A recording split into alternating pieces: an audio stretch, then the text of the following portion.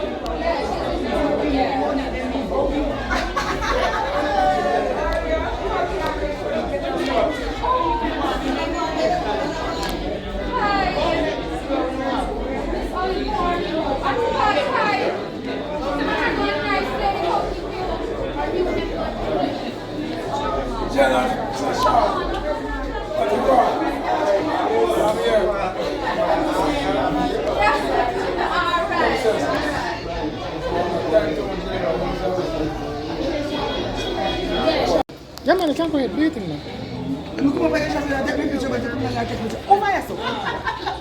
So look for yourself, like I want to go for a picture, later on YouTube, yeah? My East Portland family, on this historic day, right here at Turtle Crawl, the Prime Minister just broke ground for the Port Antonio bypass. We'll start at Turtle Crawl and come up by Norwich. 81 million US dollars worth of road work will be done. My East Portland family, this is in addition to the Bound Brook, the REACH program and the Spark program.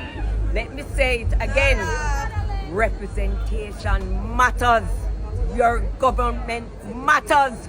Choose Jamaica. Choose Jamaica. After 3, turn. Grab your neighbor, vote for Labour. Tell your neighbor, big vote for Labour. Everybody just vote for Labour.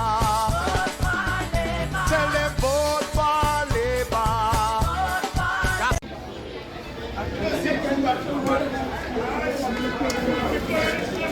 Where are you?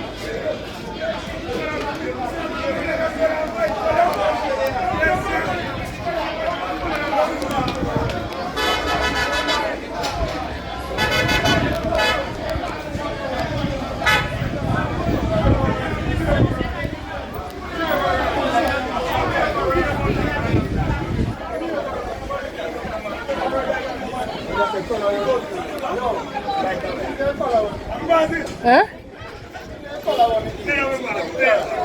Yes, I can. All right, sir. All right. Later on the YouTube, you see yourself.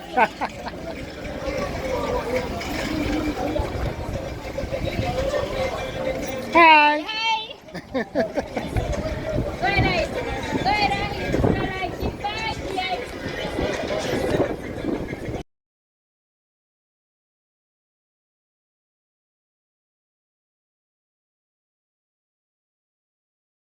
I know when election day come, simple things. The vote is a very personal thing, and unless mentally you're prepared to go and give that vote, even a small little obstacle can make you say, chop. And that is why I spend a lot of time going around the country, meeting with the party base and the party workers, clearing up misconceptions, giving you the facts, encouraging you, but more than that, also hearing your feedback, your complaints, your criticism. And I have to do the same thing for persons who are not a part of the political organization. What you do in terms of holding me to account also helps me to be able to speak to persons who are of no political persuasion or color, who just want to hear about their country.